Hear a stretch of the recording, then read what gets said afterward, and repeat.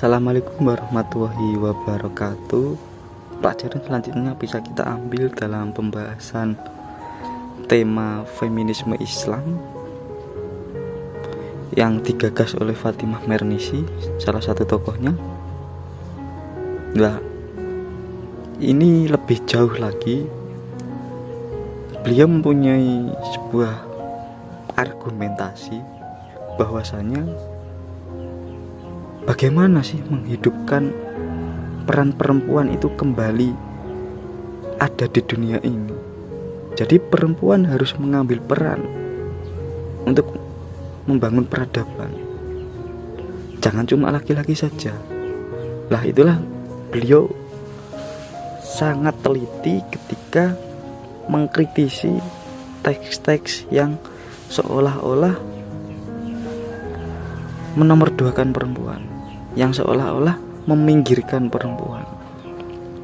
Contohnya itu beliau mengkritiki hadis misoginis. Jadi kritik Fatimah Mernissi ini pada hadis misoginis. Jadi dia itu kan dikenal sangat kritis seperti yang saya jelaskan kemarin. Jadi hadis misoginis itu hadis yang konotasinya benci pada perempuan. Dan dia juga pernah membahas soal tentang hijab, bahwa sebenarnya tidak ada urusan memisahkan laki-laki dan dengan perempuan itu dengan kata-kata hijab. Soalnya tidak ada hubungannya, katanya beliau. Nah, ini saya bawakan contoh hadisnya. Jadi ini hadis tentang batalnya sholat. Jadi dari Imam Bukhari itu meriwayatkan hadis dari Abu Hurairah yang mengatakan bahwa Rasulullah SAW itu pernah bersabda.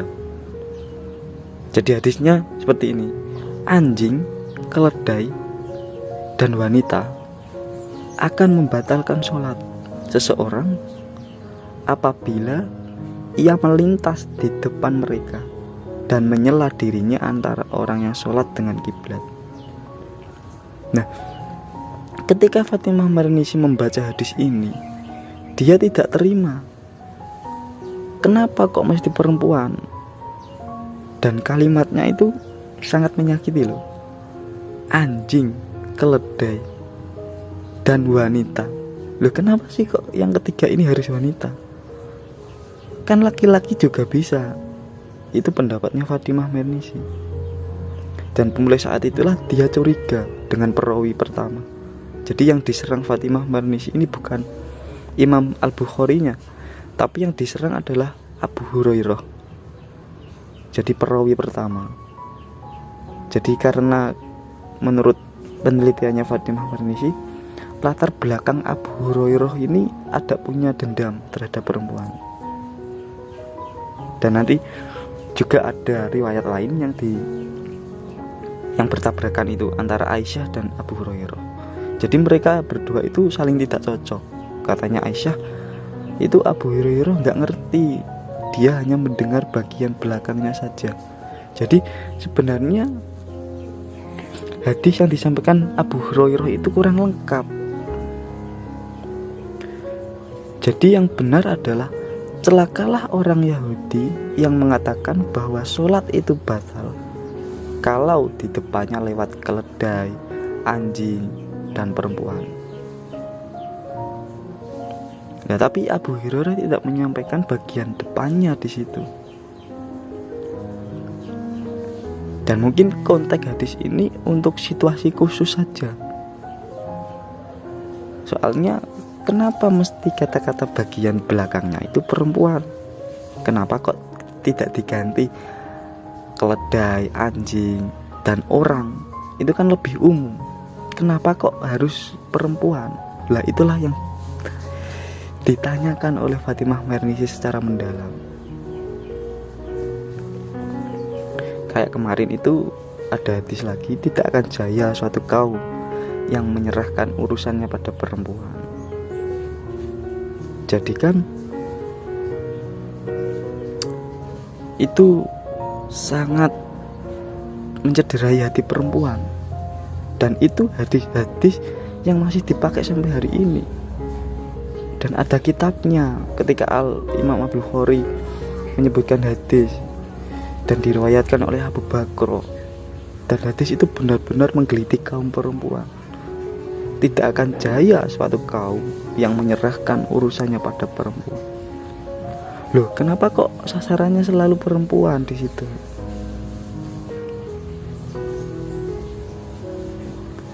Jadi memang yang selalu diserang Fatimah Mernissi itu mesti perawinya. Seperti yang hadis tadi, itu kan perawinya Abu Bakar. Lah Fatimah Mernissi tidak percaya dengan Abu Bakar, karena Abu Bakar ini banyak kasus itu pernah nuduh orang berzina dan tidak terbukti kebenarannya. Lah Fatimah Mernissi mulai berpikir di situ, ketika orang banyak nuduh orang, pikirannya jelek, bagaimana mungkin dia bisa menyampaikan hadis? Bagaimana mungkin dia bisa jadi perawi di situ? Dan Fatimah Mernissi benar-benar kritis sekali pemikirannya di situ. Lah nanti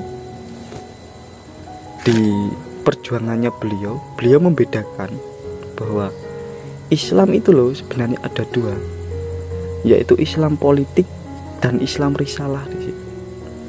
Dimana Islam politik adalah Islam sebagai praktek kekuasaan pada tindakan-tindakan manusia yang digerakkan oleh nafsu dan didorong kepentingan pribadi, cenderung sifatnya tergantung dari siapa yang menyampaikan, konteksnya bagaimana, untuk kepentingan apa. Sedangkan Islam risalah, pesan ilahi, yakni cita-cita yang terdapat di dalam Al-Quran. Islam risalah ini biasanya sering disebut sebagai Islam spiritual. Jadi katanya Fatimah Mernissi, kejarlah Islam risalah, jangan tertipu dengan Islam politik, karena dalam Islam risalah di situ ada pesan Islam yang sejati.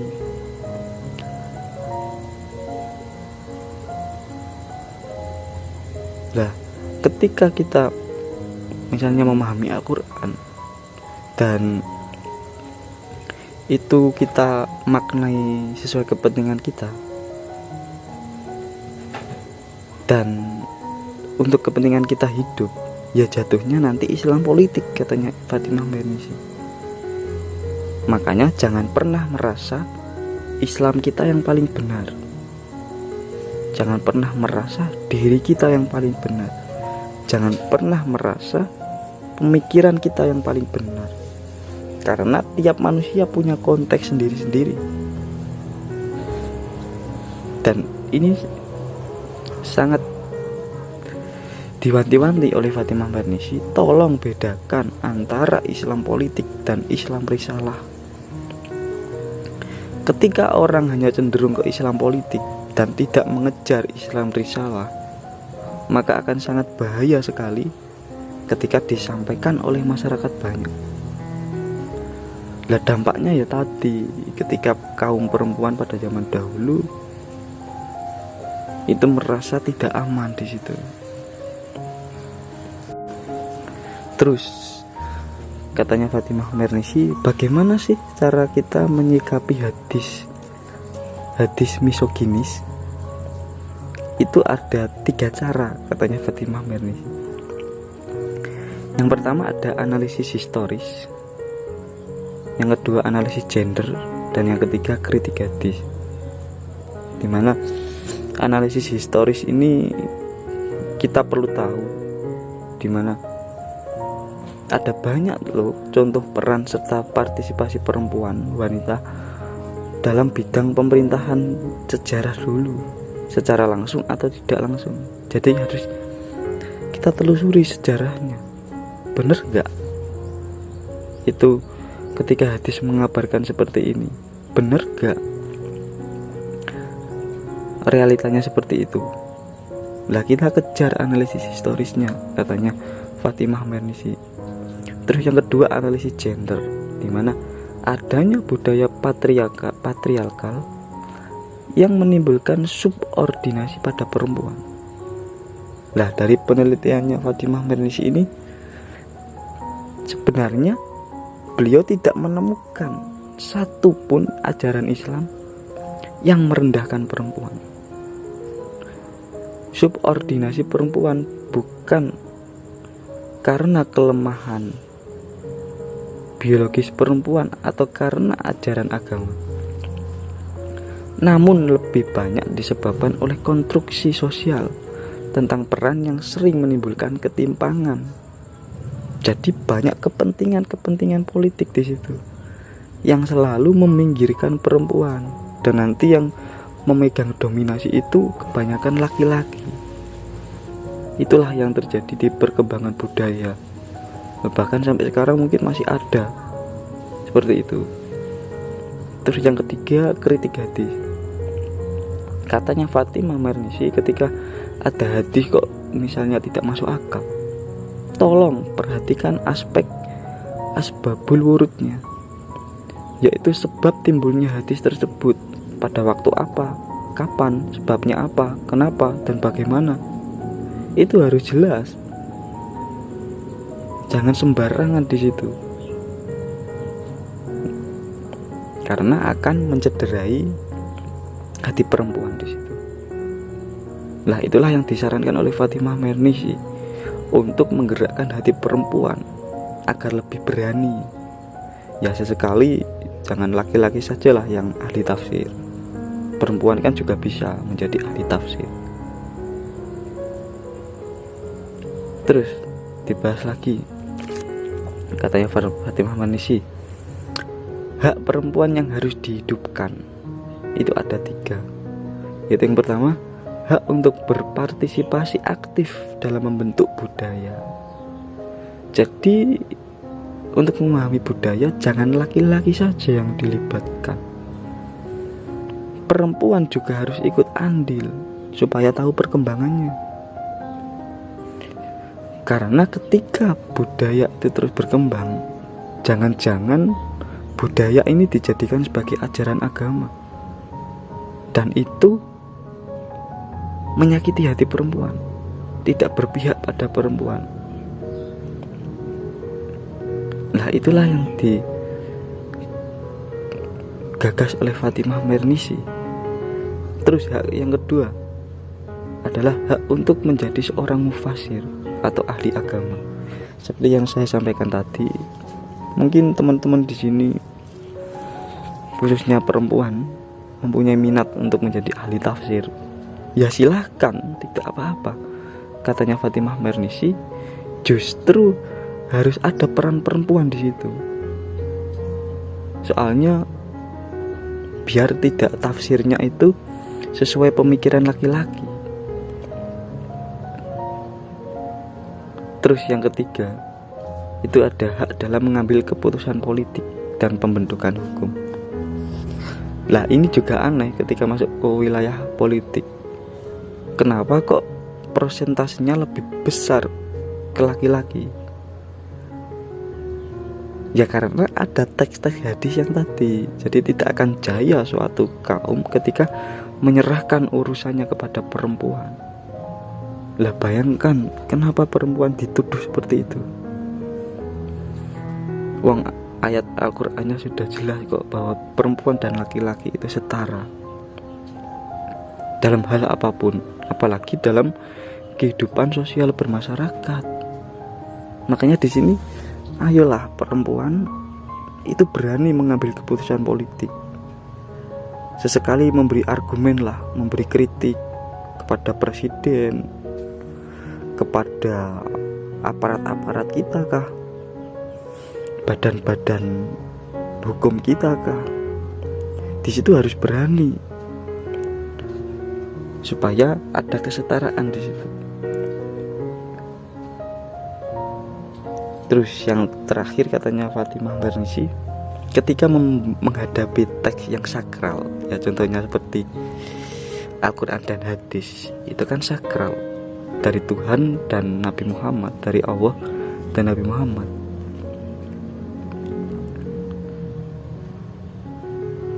Jadi harus paham secara holistik visi teks. Katanya Fatimah Marnisi, baca dulu visi utama teks itu.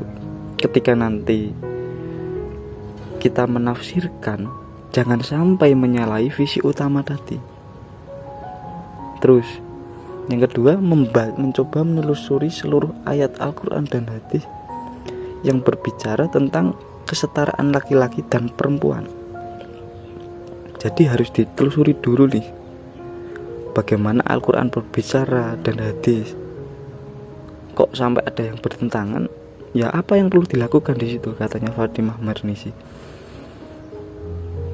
Terus selanjutnya, masing-masing teks yang pro dan kontra dikonfirmasikan dan dicari relevansinya serta validitasnya melalui analisis terhadap asbabul nuzul kalau Al-Quran, terus asbabul wurud kalau itu hadis, terus sosiohistorisnya yang melengkapi pribadi para penafsir, perawi, motif-motif yang mempengaruhi maupun perkembangan zaman di situ.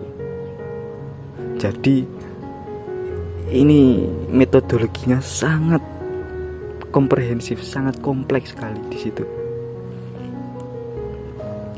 Terus yang selanjutnya itu double investigation, yaitu kritik matan dan sanad di situ. Jadi memang Fatimah Marnisi ini sangat solid ketika membela hak perempuan. Sampai-sampai beliau berani meneliti hadis, berani mengkritisi teks-teks agama di situ. Tujuannya hanya satu, untuk menyetarakan kaum perempuan dan laki-laki, biar tidak ada ketidakadilan, biar tidak ada tindas menindas, biar tidak ada paksaan, tidak ada hegemoni, tidak ada dominasi di situ. Karena katanya beliau, ketika beliau sudah paham tentang ajaran Islam, ternyata visi utama Nabi Muhammad juga seperti itu. Jadi ini bisa kita jadikan pelajaran kita, mungkin setidaknya kita bisa terapkan dalam kehidupan sehari-hari. Mungkin teman-teman yang berada di organisasi manapun bisa menerapkan gagasan dari Fatimah Marnisi ini tentang feminisme.